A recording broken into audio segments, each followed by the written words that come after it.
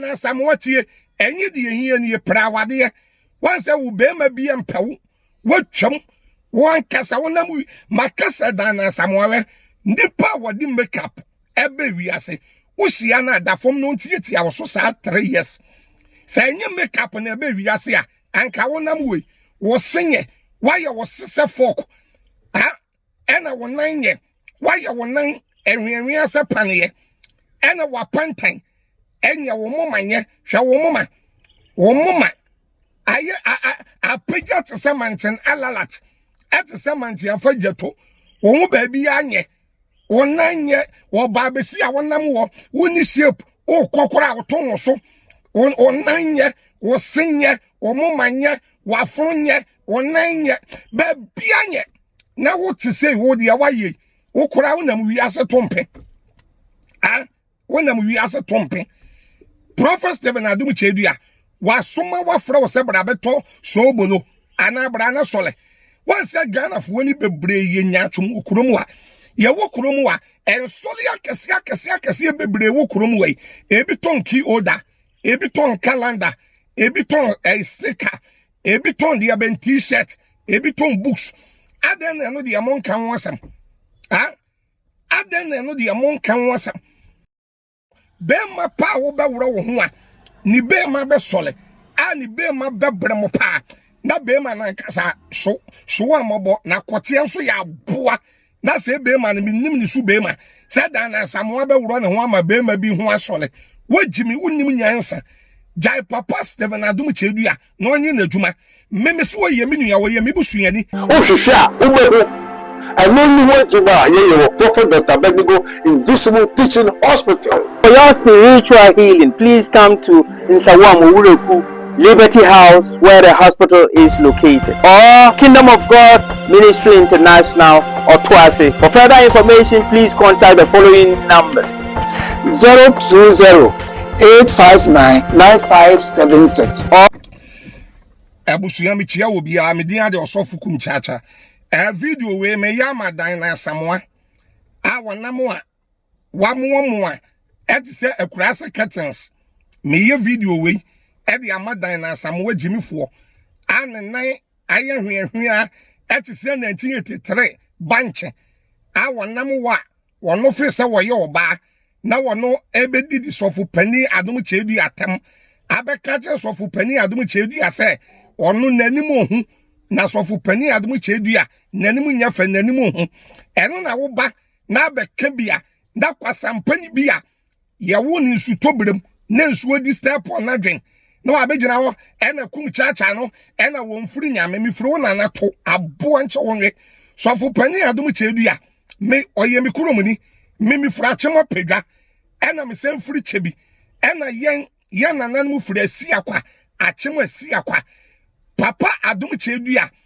na se eye votelian ena na side efri asi akwa woye achemuni efri asi akwa o kana me sofu Kumchacha wakame na wotewo na obi bedi sofu pani atem se nanim huhu na wo tro won kwase comment ne ba na wo tro ba na wo de ye wo de na wo follow na wo bi ba na obeka bia wozi we de na mfa wo ho we de fa wo ho ben ene ade na wo kwasampani jimifo wo fa wo ho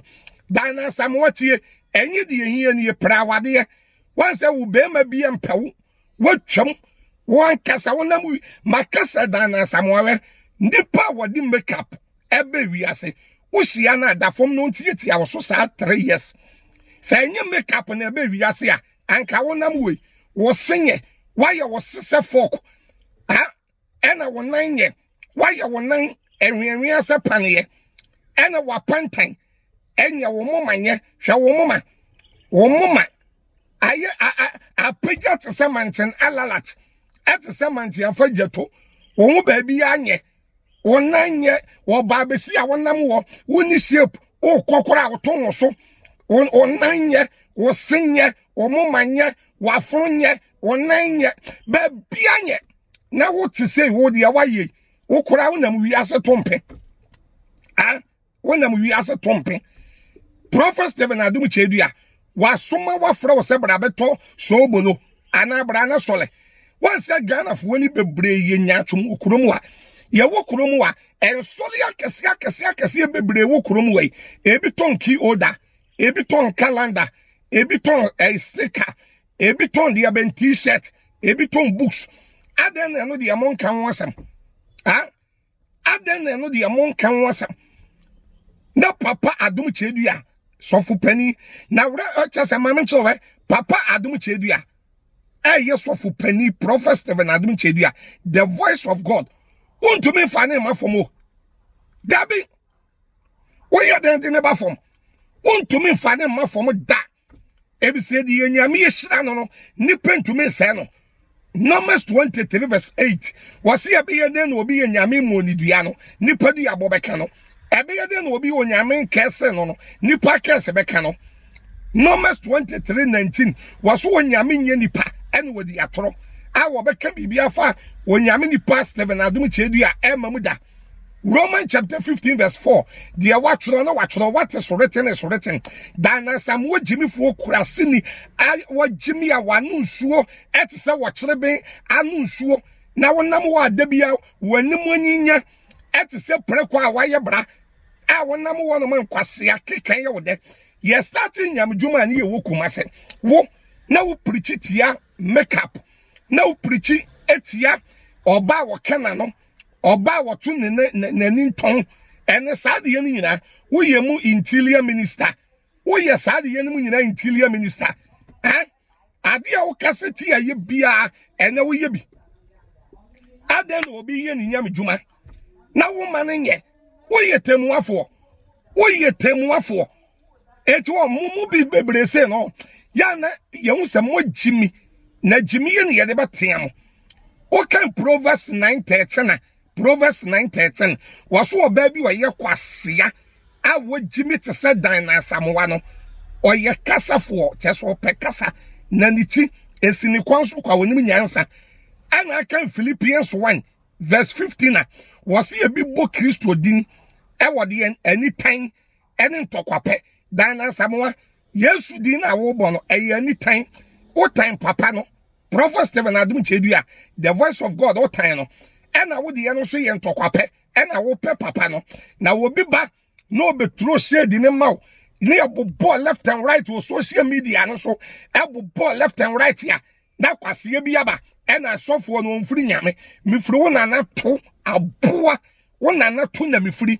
dan na Asamoah wo jimi a fa wo jimi ye tena ho enti na be ma bi ampew no na wo be ma pa wo be woro wo ho a ni be ma be sole ani be ma be bremo pa na be ma na nkasa be ma pa wo be woro wo ho a ni be ma be sole ani be ma be bremo pa na be ma na nkasa so amobo na kote enso ya boa na se be ma na minim ni su be ma se dan na Asamoah be woro ne ho ama be ma bi ho asole wajimi unnim nyansa jai papa Stephen Adom Kyei-Duah no onye na dwuma meme so ye menua wo ye mebusuani meme frachema peda eni chebi eni esiakwa e wana papa ni free wo kana wakame fa nkwase asem ko wa bodam wa nunsuo se o kire